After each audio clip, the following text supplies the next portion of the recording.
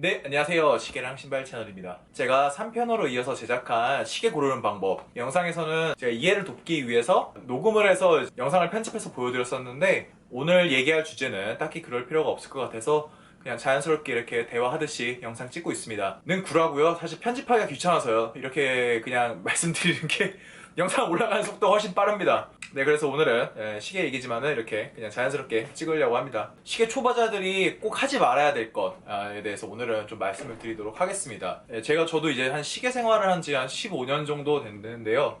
시계 생활이란 말도 좀 웃기긴 하다. 아무튼 시계를 취미로 가진 지 한 15년 정도 됐는데, 주변에서 제가 이제 시계 관심 있고 잘 하는 걸 아니까 제가 SNS도 시계를 많이 올리거든요. 이제 그러다 보니까 주변에서 질문들이 되게 많이 들어와요. 시계 어떻게 골라야 되냐, 뭐가 좋냐, 뭐 이렇게 하는데, 이제 초보자들이 되게 쉽게 빠지는 함정이라고 해야 되나? 그런 게 있어요. 근데 제가 그래서 오늘은 제발 이것만은 하지 말아달라 라는 거를 말씀드리도록 하겠습니다. 시계 초보자분들이 빠지지 말아야 될 것, 그 첫 번째는 오마주 제품입니다. 저는 오마주 제품이라고 하고 싶진 않고 카피캣 제품이라고 얘기를 하고 싶습니다. 요새 시계 이제 용어를 쓸 때 이제 오마주 제품이라는 말을 많이 쓰더라고요. 그러니까 오마주라는 거는 원래 원작자가 있는 그 유명한 작품에 대해서 그 원제작자가 해놓은 어떤 기능이나 장치 같은 거나 디자인이나 이런 거를 넣어놓는, 아무도 모르게, 그러니까 말해줘야지 아는, 아 이거 오마주 한 거야 라고 말해줘서 오 그렇네 이런 느낌이 나게 해주는, 존경심을 표하는 거를 이제 오마주라고 해요 보통은. 근데 최근에 나오는 그런 시계 제품들 보면은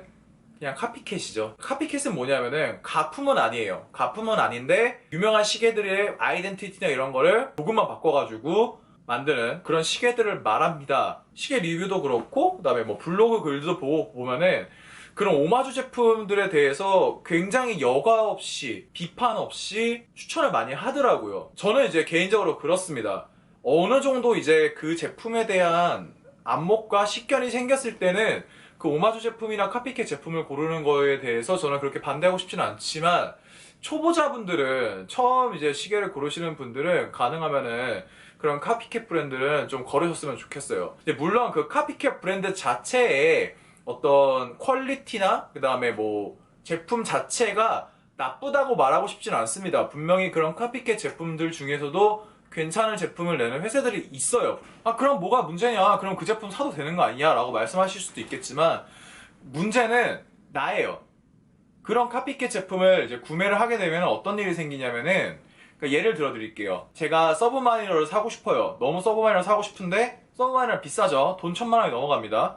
자, 그래서 비슷한 그 카피캣 제품을 하나 구매를 했어요. 그럼 어떤 일이 생기냐면은 그 원래 서브마이너가 더 사고 싶어져요. 그러니까 차라리 이 카피캣 제품이 내 손에 안 차져 있으면은 생각이 안 날 수도 있거든요. 근데 문제는 계속 내 손목에 그 카피캣 제품이 보이니까 미치겠는 거야 사람이. 썸마가 계속 더 사고 싶어지는 거예요. 내가 갈증이 나니까 물을 마셔야 되는데 없다고 바닷물 마신 거랑 똑같아요.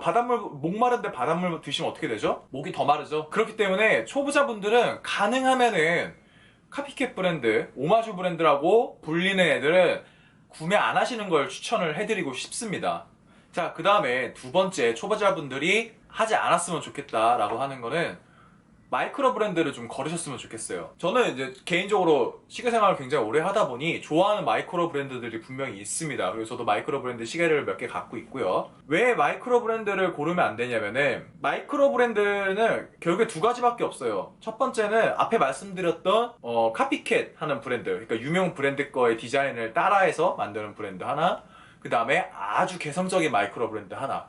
그러니까 이 중간이라는 게 있을 수가 없는 거예요, 마이크로 브랜드는. 그래서 이쪽 카피캣으로 가면은 아까 말씀드렸던 1번의 이 갈증의 문제에 걸리고, 두 번째 굉장히 개성 있는 브랜드로 갔을 때는 시계에 대한 생각과 개념이 안 잡힌 상태에서 마이크로 브랜드를 덥석 물게 되면은 굉장히 후회를 많이 하시더라고요. 저 시계 생활 처음 시작할 때만 해도 그렇게 마이크로 브랜드들이 비싸지는 않았거든요. 근데 요새는 뭐 마이크로 브랜드들도 막 50만원에서 막 100만원, 뭐 비싼 건 100만원도 넘어가더라고요. 그래서 과연 이거를 마이크로 브랜드의 가격이라고 볼 수 있을까?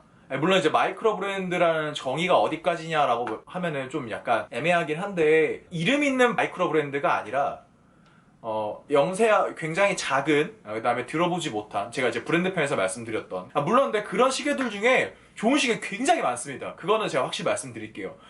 모든 마이크로 브랜드가 다 쓰레기다 이건 아닌데, 이제 문제는 초보자분들이 건드시기에는 디자인의 어떤 폭이 너무 넓어요. 그래서 마이크로 브랜드는 조금 더 이제 시계에 대한 어떤 자신의 생각과 그 다음에 느낌이 정립이 됐을 때 건드셨으면 좋겠습니다. 자, 그 다음에 세 번째는 제가 감히 3대 악이라고 부르고 싶은데, 오픈하트, 그 다음에 스켈레톤, 그 다음에 크로노, 이거 세 개는 조금 초보자분들은 안 하셨으면 좋겠습니다. 얘기가 긴데 한번 잘 들어보세요. 자, 오픈하트랑 그 다음에 스켈레톤 모델은 굉장히 무브먼트가 아름다워야지 이쁩니다. 굉장히 하이엔드 브랜드들이 정성 들여서 아주 고가 제품들을 내고 있는 게 이제 하이비트랑 스켈레톤인데, 이게 좀 무브먼트가 보이고 예쁘다 보니까 저가로 만들어 놓으니까 굉장히 잘 팔리더라고요. 그러니까 뭔가 혹할 수 있는, 안에 막 무브먼트가 앞에서 보이고 막 스켈레톤도 마찬가지로 그러다 보니까 혹하셔서 구매하시는 경우가 굉장히 많은데, 일단 첫 번째 문제는 무브먼트가 다이얼 쪽에서 앞에서 보이는 제품들은 피니싱이 굉장히 아름다워야지 예뻐요. 그러니까 100만원 이하로 구매를 하실 때 스켈레톤이나 하이비트를 구매하시는 거는 거의 그냥 모양만 낸 거를 구매하시는 거라 볼 수 있을 것 같아요. 더군다나 그 두 모델 같은 경우에는 무브먼트에 보면 이제 기름이 주유가 된단 말이에요. 근데 그 기름 주유되는 게 되게 잘 들어가야 돼요. 근데 이제 저가 모델들은 6개월 막 1년만 지나면은 그 다이얼로 기름이 튀어요. 그래서 막 안에서 막 기름이 돌고 막 이런 경우도 굉장히 많고, 그다음에 무브의 피니싱 자체가 깔끔하지 못하기 때문에 당연히 저가니까 어쩔 수 없죠, 그 부분은. 그래서 처음에는 혹할 수 있지만은 시계를 조금만 더 알게 되면은 굉장히 후회를 많이 하시더라고요. 자, 그 다음에 크로노는 좀 얘기가 다른데, 이제 시계 추천해달라고, 야, 이거 시계 어때? 라고 이렇게 물어보는 사람들이 굉장히 많아요, 시계 처음 살 때. 근데 한 열에 7 정도는 꼭 크로노 모델을 가지고 오시더라고요. 세 가지 문제가 있어요. 그러니까 첫 번째는 크로노 모델은 쓸만한 게 별로 많이 없어요. 그러니까 크로노는 대부분 이제 오토로만 말씀드릴게요. 쿼츠는 얘기가 좀 다르고, 그러니까 오토매틱 모델 기준으로 하면은 7750, 벨주 7750을 들어간 모델이 거의 다인데, 이제 7750을 쓰는 모델들은 분명히 한계점이 존재를 해요. 벨주 7750은 기본적으로 두껍고 큰 무브먼트입니다. 그렇다 보니까 시계 자체가 커요. 대부분 42mm에 두께가 14mm가 넘어갑니다.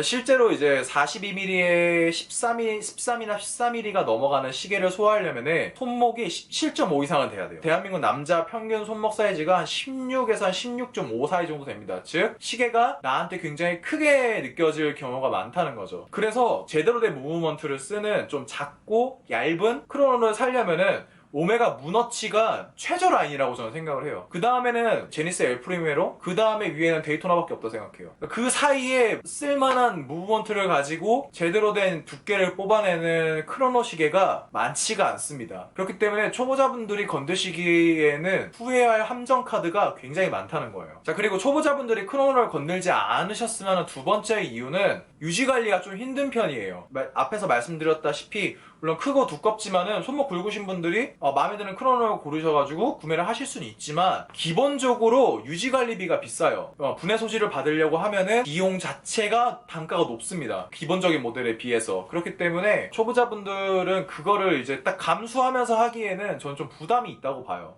그 다음에 세 번째 이유는 심플 이즈 베스트라고, 크로노 모델보다는 데이트 모델이 좀 더 유용한 면도 있어요. 패션적으로 봤을 때. 특히 초보자분들은 시계를 여러 개 사시는 게 아니라 한 개만 구매를 하시는 경우가 많잖아요, 처음에는. 근데 이제 크로노 같은 경우에는 패션적으로 제약이 굉장히 많아요. 특히 이제 셔츠 많이 입으시는 분들, 뭐 직장인 분들은 이 셔츠에 크로노가 대부분 이제 잘 안 들어가는 경우가 많아요. 그래서 시계 막 걸리적거려서 거추장스러워서 안 차게 된다 이렇게 말씀하시는 분들이 꽤 많거든요. 크로노 자체가 나쁘다는 얘기는 아니에요. 전 크로노 엄청 사랑합니다. 전 평생 동안 그 크로노를 조작하는 일도 없으면서도 크로노 모델을 너무 사랑합니다. 마지막으로 말씀드리고 싶은 거는, 하나의 시계나 하나의 장르에 꽂히지 말라는 거예요. 굉장히 이제 시계에 하나에 꽂히셔가지고 나 그것만 살 거야, 그 브랜드만 살 거야, 그 장르의 시계만 살 거야, 또는 이 시계만 살 거야 이렇게 말씀하시는 분들이 가끔 있는데, 그러지 마시고 제가 이제 시계 고르는 영상에서 말씀을 드렸다시피 뭐 브랜드나 자신의 상황, 손목, 패션 이런 거를 다 고려하셔가지고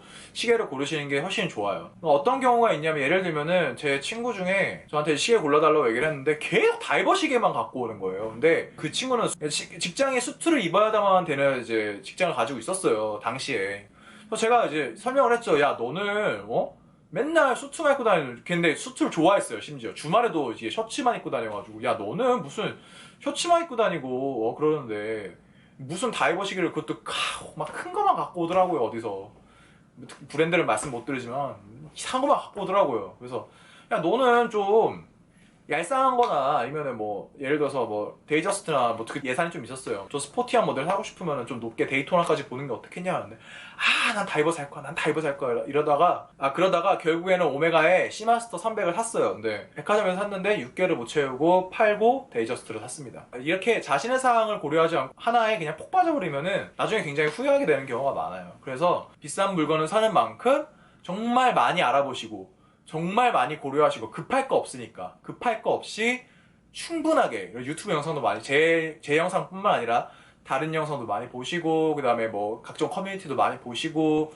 그 다음에 착용샷도 많이 보시고, 뭐 백화점 가셔가지고 한번 구경도 해보시고. 그 백화점에 있는 그 이제 명품 시계 부티크 굉장히 부담스러워하시는 분들 많으시는데 그러지 않으셔도 돼요. 거기 매장 직원들 엄청 심심해하거든요. 그래서 가서 막 얘기하고 막 그렇게 하면은 되게 좋아해요. 그러니까 부담 갖지 마시고 매장 들어가셔서 또 차보기도 하시고 이러면서 충분히 고려하신 다음에 구매를 하셨으면 좋겠습니다. 자, 그러면은 오늘은 여기까지 얘기하는 걸로 하겠습니다. 다음 편에서는 그래서 너가 말하는 좋은 시계는 뭔데, 도대체 좋은 시계라는 게 도대체 어떤 걸 말하는 건데 라는 거에 대해서 한번 얘기를 해보도록 하겠습니다.